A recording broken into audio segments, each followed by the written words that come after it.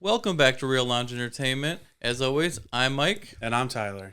And today we celebrate Friday the 13th. And what better way to do that except for talk about the original one and the reboot. So in this podcast, we're going to go over both movies, things we liked, we didn't like, things that stick out. And by the end of it, we're going to choose which one we like the best. You ready, Tyler? Always. All right. Where can they hit us up at? You can check us up on X, YouTube, TikTok, and Instagram at Real Lounge Entertainment. All right, sounds good. And just if we can ask you please to like, subscribe, leave comments. Tell us in the comments for this video, do you like the original one or do you prefer the reboot? So first one we're going to talk about is the original Friday the 13th from 1980, the start of the franchise. Rated R, obviously. A runtime of 1 hour, 36 minutes. 67% on Rotten Tomatoes. And a budget of only $550,000, but a box office of about $60 million. Said 5,000? 550,000. I was about to say 5,000. Maybe I did. You can check. I don't know. Either way, that's a pretty good return on a movie and the star of a franchise. And the creators themselves have admitted that this is basically a copycat of a Halloween, and they were just trying to cash in.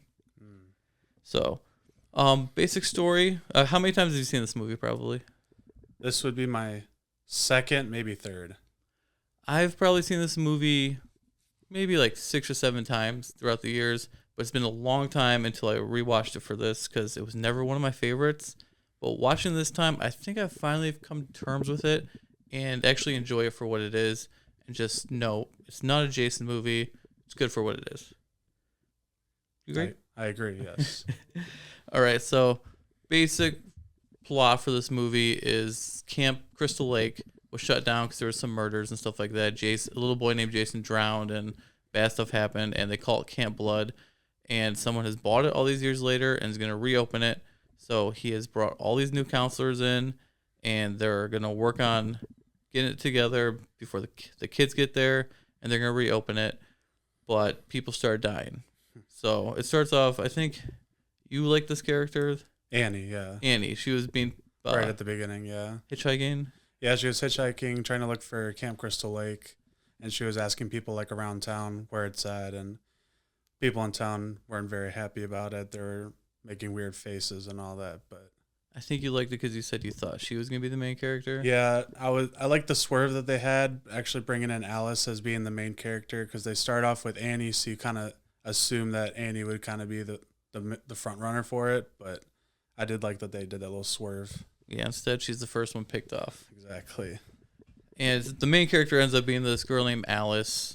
She doesn't even want to be at the camp. She's going to leave, but the guy just try it out for a week. Yeah, he goes, stay till Friday, and then if you don't want it, then you can go. Right. And everything is in point of view of the killer when they're killing, so we don't see anything from the person. That's one of the weak parts of this movie. We'll get to it at the end of the review.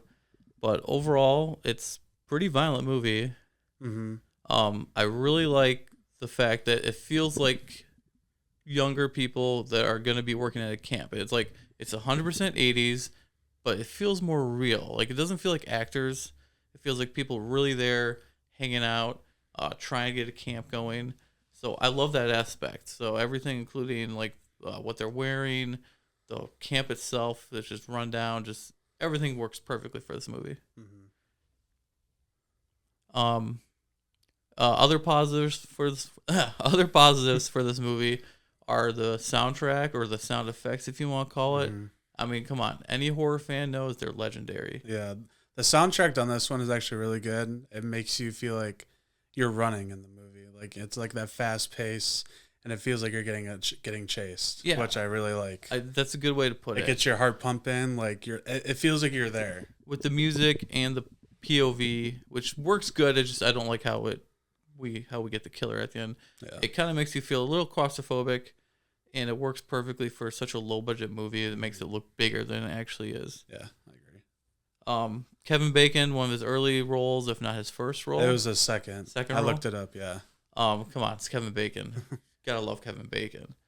Other than that, there's like a character named Crazy Ralph I always get a kick out of because he's so overacting, but at the same time, I feel like that's just how he is in real life. Yeah, he looks like a crazy person. And he's one of the only people that survives this movie, technically. So It's just funny how he like sneaks into the campground and then he just goes off in his bike like nothing happened. Right. So positives, it's a very fast-paced movie. It's really good for what it is. It tries to tell the story, and it does a good job of it. It's definitely a copycat off of Halloween, like I said earlier. But the acting's good. Everything's pretty darn good on this movie. There's a couple negatives I have, of course. So, any more positives before we talk about the negatives? I just said that Kevin Bacon's death I thought was actually pretty cool. One thing about it is the pace of the movie. When I first watched it, I wasn't a huge fan of it, but I thought it was paced pretty good. And going to Kevin Bacon's death, it was kind of like a shock that he gets stabbed through the bed or whatever. I thought that was pretty right. cool. It was a really good death, actually. Yeah. It's a classic one. If you're gonna take one death from this movie, it's definitely the Kevin Bacon. Was it an arrow? Like an arrow through the throat kind of thing from underneath the bed. We'll figure out why that doesn't make any sense with who the killer is, but it is what it is. Yeah. Some of the negatives I have for this movie is most people know this about this movie is they killed a real snake. Yeah, that was one of my dislikes too. Shooting it, and it just doesn't feel right. Like, I know at the end of the day maybe it's just a snake, but no animal should really die just to be on film. Yeah. So it just kind of doesn't feel right anymore. And backing up on it, I just feel like the build up for it, all the people in the cabin that they're at, it was just straight nonsense. Like the pillow cushion stuff's going everywhere. They're on the beds, like getting all freaked out. I mean, you would probably get freaked out of a snake, but I just thought it was way overdone. And then one kid comes in with that huge machete, and then kills it. So yeah. I also love how they're setting up this camp, but half the stuff they're putting up is like all this broken down stuff that looks like it's just been decaying for like 15 years. Like the target practices. Yeah, those things are like all torn up. Yeah. And if you look, there's one that's like 2 over that's like completely gone, but like she still just put it up. So I find that funny. Just buy some new arrow target pads, it'll be fine. Another negative I have for this movie, and this is the fatal flaw for this movie. It's a whodunit movie. So you need to figure out who is the killer. And spoiler alert, but the killer is Mrs. Voorhees, the mother of Jason, the child who drowned years ago at the park because the counselors were screwing around and not paying attention to him. So she's out for revenge. The first time we see her is when she's unmasked as the killer. So you have no clue she's even around or exists. So you would prefer her to at least show up in the movie prior to that? Maybe. If it was made now, 100% you would have to. Yeah. Or else the whodunit part doesn't make any sense.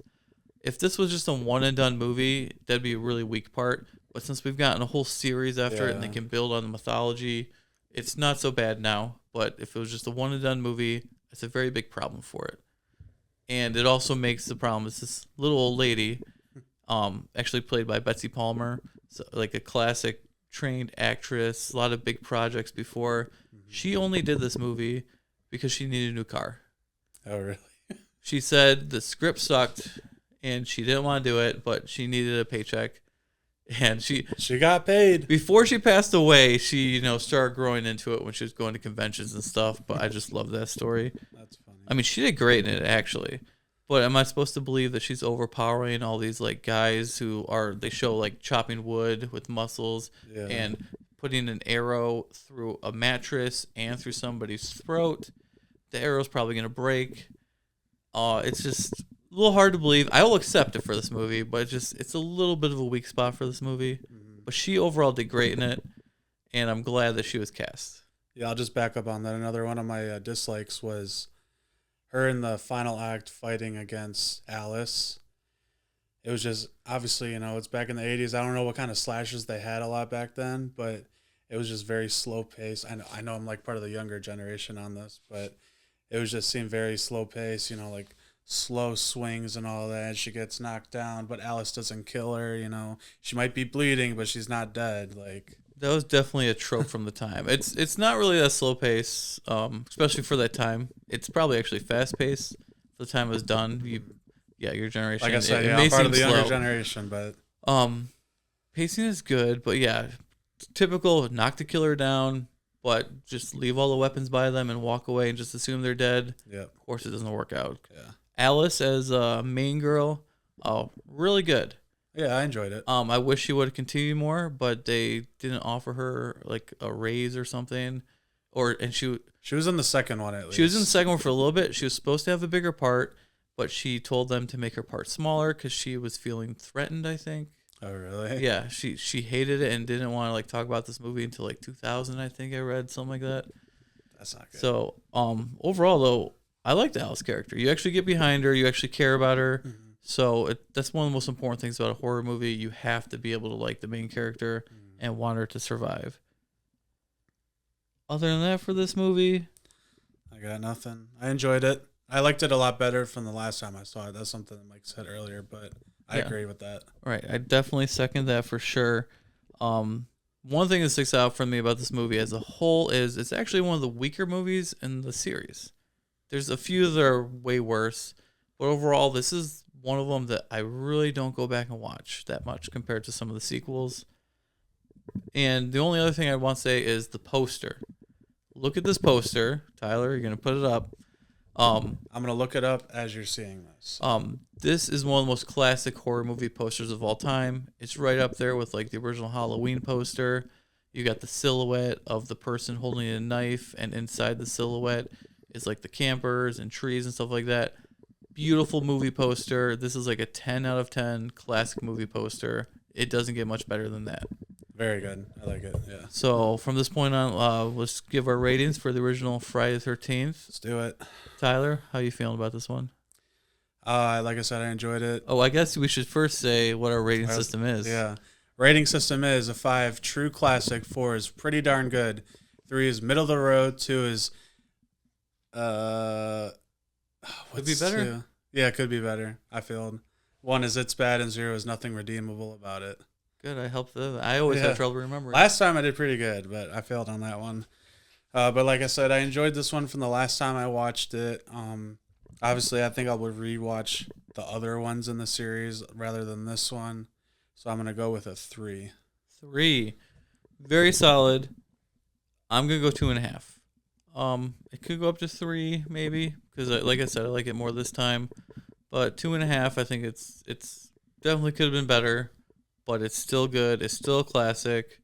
So pretty solid. All right, so now that we just covered the first movie, let's get into the second movie. Now we have Friday the 13th, the remake or reboot, whatever you want to call it, from 2009, rated R, obviously, 1 hour, 37-minute runtime, a budget of $19 million, which, looking at this movie, seems a little bit low, but that's not too bad for a horror movie for its time.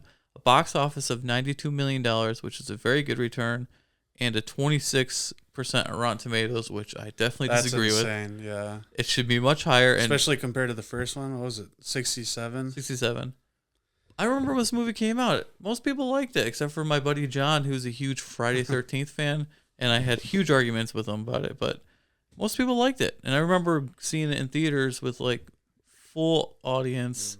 That had to have been cool. Yeah, it was so fun. It was a perfect audience, just there to have a good time with this movie. This one is directed by Marcus Nispel, I don't know how to pronounce his name. He brought us the Texas Chainsaw Massacre remake in 2003. Oh, which yours is right. Yes, which I absolutely love. And I like this movie. So he gets a lot of flack, and lots of his movies have very low ratings, but damn, I'm a fan. So not of everything, but I'm a fan of his his horror movies. So this one, unlike the first one, has Jason in it. And the main difference is this isn't really just redoing the first movie. It kind of covers the first 3 movies. So it covers from the mom, Mrs. Voorhees, getting revenge for Jason. That's all kind of done at the recap at the beginning of the movie. Yeah. All the way till Jason getting his mask and all that, which happens in number 3. So it kind of really covers the first 3 movies, and I love that aspect a lot. The basis for this one, similar. Group of kids go camping, and they stumble on Camp Crystal Lake. Some of them are there just to have fun. Some are looking for weed to sell, I think, something like that. People are having fun, but in different ways. Yeah, different ways. And they come across Jason, And this is when we get Whitney is a nice girl from this group, and everyone in her group gets wiped out except for her. We think she dies. The way it looks, it looks like she dies. Yep. But she actually survives. That comes into play later in the movie. Overall, everyone in that group didn't really care about it, though. But it is violent. It's a very violent movie. Yeah, especially with the one that gets like the chop right on the head. Like that was pretty insane. The chop in the head, but the brutal one for me is the girl that's like hung in the fire. Yeah. But not only did the one guy get the chop in the head, but before that he gets the bear trap on the leg. Oh, that's right. Yeah. So that's the pain before he gets the quick death of that. I have not experienced that, and I cannot imagine the pain on that. That's insane. Yeah, and that's where we get the scene that pissed off a ton of Friday the 13th fans, and that's Jason running towards the people to kill him. I didn't get mad at it. It makes sense. It makes him scarier. Yeah, I don't mind it, but I can understand why it would piss off people. But it doesn't make sense because here's the thing. Jason runs in some of the older movies. Look at number 2 and number 3. He runs a couple of times, you guys. That's true. So don't give me that. So I will fully accept it for this movie. Jason is big, menacing. He's a beast. Yeah, he's a unit in this movie. He's huge, strong. Like I would be terrified of coming face to face with him. Yeah, absolutely. So this one, it's a very dark movie. It's a very gritty movie. It's a very dirty movie. Not like Rob Zombie dirty, but like you can feel the don't films get me started with Rob Zombie. We'll do tons on him later, I'm sure. I can't stand some of his movies. So then we get introduced to the next group. Another group coming to town, not to stay at like camping, but to stay at a huge expensive cabin that's owned by Trent's parents. Trent is one of the biggest a-holes I've ever witnessed in a movie. And if there's any character I rooted for to be taken out, it was him. Thankfully, they actually did in this movie. Yeah, it was pretty annoying. But we also get the character Jenna in this, which is her boyfriend for some reason, even though they're totally opposite. And I really like her character. She wants to be helpful. She's nice. And we get a knock on the door, and it's, what's her name? It's Whitney's brother. So the girl from this missing from the first group, it's her brother. Jared Padalecki's character. Is that what his name is? Yeah. Okay. And he's looking for his sister everywhere. Him and Trent have already had a run-in. Yeah, they had like a bro off or something in the gas station or whatever it was. Yeah, I was just like, bro. You good, bro? Yeah, I'm good, bro. It's pretty. This movie's funny. Now, besides a couple of characters like Jenna, Whitney, and I actually like Chewie quite a bit, but still, Chewie's like none of them were that nice. Yeah. I mean, you have a couple couples, a couple, was it Nolan and Chelsea? They go off at the very beginning once they get to the cabin and they die jet skiing. Yeah. One gets shot with arrows, I think, and the other like a good stab. Pretty good deaths. It's bright. That's one of the brightest scenes of the movie, actually. That was actually one of the scenes I actually did like because being in the water in like middle of nowhere that you don't know that much, and you see like a weird, he's a unit in the back just staring at you, like that would be terrifying to me. Like, yeah, when he's already dead and she's just in the water, you feel stuck. What are you gonna do? Yeah. Like whichever way you go, he can probably go on the thing. Just seeing somebody there staring at you, like, why is he wearing a mask? Yeah, it's creepy as hell. Yeah, it's terrifying. So we kind of have, was it Jenna and Clay? They kind of become like not a couple, but they become like she goes off with him looking friendly love, like that type of stuff. And then of course you have Trent. So now Trent needs somebody, so he gets with Bree, the hot one in the movie. But then we also have another couple that I would call them. And that's Chewie and Lawrence. It's the Asian guy. They're romancing. They're just like smoking weed the whole time and being funny. And I do like their bromance together. One gets hurt, or one gets like hit with an axe, and the other wants to just go out there and fight for him and stuff like that. It's a beautiful moment. But this movie is very violent. The deaths are cool. We get the scene where Jason gets his mask, because not only do we have the Mrs. Voorhees part, we have the part where he's got the bag the sack Jason, and then that gets ripped and he finds the mask, and it's like finding. I like that scene, like them introducing the mask and it being like a main part of Jason. It was very cool. But it's also when his sack gets knocked off, the guys are like, "That ain't right, man." Like that part just sticks with me. It's pretty darn funny. Yeah. So everyone gets knocked off, and then Clay figures out that his sister's actually still alive, being held by Jason at Camp Crystal Lake. Mm-hmm. He's got all these tunnels. Yeah, like an underground. dungeon thing. Like it was pretty sick. Yeah, it's another thing that people hate, and I will defend that Jason has like tunnels underneath Camp Crystal Lake, which is why he can get from point A to point B. I like that addition, and I will defend it. So come at me in the comments because it's awesome and it makes sense to me. But either way, the thing that doesn't, here's the thing that really doesn't make, you can edit that part out for there. Or you can keep it in. I don't really care. You're laughing. It might be funny. Here's something I don't like about this movie, and it's probably because it was done right, and that is the character Jenna. She's so nice throughout this whole movie. She helps Clay. She kind of goes against her friends, everything like that. And she dies rescuing his sister, and it's almost just like a throwaway scene. I wanted her to live. She deserved to live. Yeah, she deserved to live. I would have rather had Clay die and just have the Correct. two girls die. I totally agree with that. Because we don't really get attached to Whitney that much. We don't know her that much. And it's like the brother going after his sister. Like he would do anything for his sister. I feel like they need to have, him die for her to show, obviously they love each other, but like show that like he's there for his sister rather than like the friend that ran away from her actual friends. Like I agree. Right. And then we also get the death of Trent, which is awesome. First off, thank God he gets to get with Bree, so he's lucky. Then he's like running, he gets away because he doesn't care. He just like abandons everybody, gets the gun. He's so dumb when he has the gun. I hate that. And then there's what was it, a tow truck, and he's like looking around, wondering like, is this a tow truck? And then Jason just like lifts him up and like just throws him down on like the big spike thing or whatever. Mm. And he's like, and yes, well deserved. Goodbye, Trent. Yes. Don't come back. Except for I will totally take you back in another horror movie because you're good at that character. So overall, this is a very fast-paced movie, a very violent movie, a very dark movie. It's great. I really enjoy this movie as a Friday 13th, and I would have really loved to see them make a sequel to this, but I know all the rights got jammed up in court, and now they have gone back to the original creators of it, so we'll get to see what they want to do with this. Good. But overall, the positive I have for this movie is it's very entertaining. It's a sexy movie. It's a good horror movie for the deaths, like the creative stuff we get through that. Yeah, out of the weaknesses, compare this to the first movie, and this one, the actors feel like they're actors, while the original one feels like real people working at a camp. So that is it sticks out. It's not necessarily negative because no one did a bad job, but it is what it is. Not too many characters we cared about, only one or two.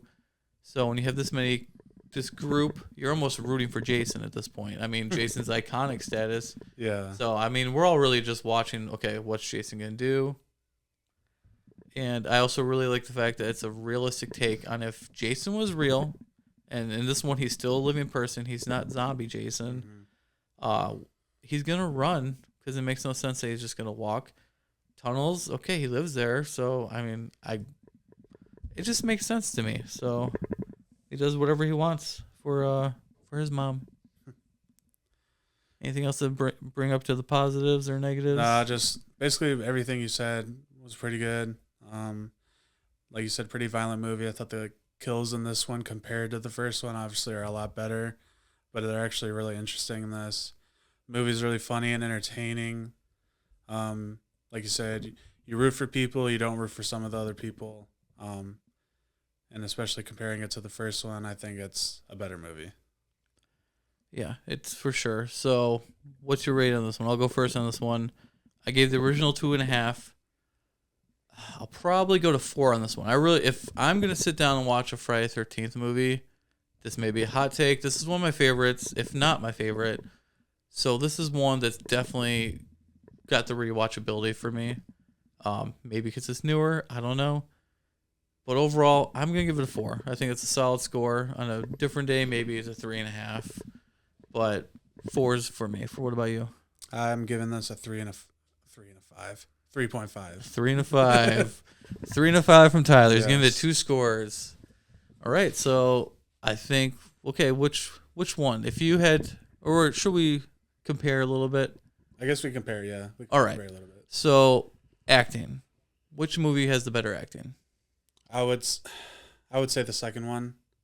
Some of the acting from the first one I don't like. I do like the first one though, but I would say the acting goes to the second one. All right, I will. It's close because the actual skill of acting is better in the second one. But I'm going to go with the first one because their acting feels a little bit more natural to me. But that's just, my opinion. I just feel like they did a lot more stuff in the second one to base it off acting compared to the first one. Like, I feel like when they had the whole group together in the first one, it was mainly just getting the house all ready together, and then they had like that part where they're all swimming and having fun, and then obviously they're all dying. But I don't know. I just felt like there was a lot more to base it off of in the second one. See, for me, the second one, even though you don't get attached to many of the characters themselves are better in the second one. Each one is defined, you have Chewie, the pothead, you have Bree, the hot one, you have Trent, the jackass, you have Jenny, the nice helper. Nolan, he's kind of empty, he's kind of just dumb, but he's not there very long, so it doesn't really matter. So I definitely give the acting is better in the first one to me, but the characters are better in the reboot. The look of the film, which one do you go for? This one's a little tough for me, but The look. yeah, like cinematography, kind of just the way it was shot, and I would say the second one. I'm not a huge fan of a lot of the stuff in the first one being the point of view being off of Mrs. Voorhees. I like the feel of the look in the second one. yeah, I mean, I really like it in the original one, but I'm gonna give it just a little nod to the reboot because it felt more fulfilled, like for a full movie, while the first one that maybe a little bit more experimental. So also the directing, I'm gonna give it the second one, or the reboot, I should say. I'll double down on that. Yeah, this poster, even though it's not a bad poster goes to the original. The first one's definitely more iconic. The reboot definitely gives it more of like the creepy aspect to it. I mean, he is creepy in this. Yeah, and in the original, technically, we don't even get him. So Yeah. except for So I guess the next question would be like the better killer or the killer point of view killer. In the movie. how about just the kills themselves? Second one for sure. Second one for sure. Yeah. Like I said, it has that iconic one with Kevin Bacon and with the arrow at the bottom. Yeah, take that out though, and we get the throat slit in the first one, which was very well done. But at the end of the day, it just kind of is what it was. What are the deaths that we get in it? I should have known. In the first one? Yeah. Oh, you have the owner or whatever, the leader. He's killed, but we don't really see how. Oh yeah. Annie, we don't really see. Oh wait, do we see her? We see the one that goes with that one guy that goes to the cabin, and then we just see him later, like above Kevin Bacon, dead. You see the one girl in the shower. Is that what you just mentioned? I don't know. There's the one where she leaves to go shower, and that's when we get the. Yeah, but I think there's one where one of the girls is in the shower and she gets her neck sliced. I think that was one of them. All right, so second one definitely gets. Yeah, I liked it. Yeah. Yeah, second one definitely gets it for that, or reboot. Yeah, keep seeing second. It's the reboot, you guys. The reboot one, I think you can feel more of the torture and the violence in it than the first one. So I'll say the second one. Reboot. Sorry. Anything else we need to compare, or should we just... I think we both know where we're going on this one. Yeah. All right. Friday 13th from 1980 or 2009? As much as I love the 1981, I will go with the reboot from 2009. Even though I've gotten much more respect recently, 2009 all the way. I'm not afraid to say it. I love this movie. This is not my favorite Jason, like Jason, but I love this movie and I watch it all the time. This one I feel like has definitely more rewatchability to it. It's more entertaining than the original. And like I said, I'm gonna keep saying it, but he's a unit. He's scary. He's violent. I do not want to go face to face with him. Exactly. This is probably one of the strongest Jasons we've actually had. Yeah. Not including zombie Jasons where you can't really kill him, but I wish we would have got a sequel and a third one. But guess what, you guys? It has been 16 years since we've had a Friday the 13th movie. That is crazy to me. So crazy. Now, I know there's a new series coming out. I don't know if it's been shot yet, and I think they're also working on a new movie. But I need Jason. Bring him back to me now. I'm worried that it's going to go wrong. But instead, they wanted to give us some more Halloween movies. Don't get me going on those Halloween movies. Just like start here and then go down with that trilogy. Well, you're wearing the shirt, so I had to bring it up at least once. Yes, Michael Myers. Your boy. I'm sure we'll get a series of that too. Whoop-de-doo. All right, so I think that closes it out. Make sure to look out for Wesley's trivia. He plans on posting a few of those every week. Tyler's got a Star Wars box he's going to be doing. It might be up before this video is up. I'm going to plan on doing 1 or 2 movie reviews every week. So check back on our channel for weekly videos. Anything you want to add? Be sure to like, comment, subscribe. We're going to almost be at 500 subs soon. So please like, comment, subscribe. All right. Well, thank you guys for listening, and we'll catch you on the next one.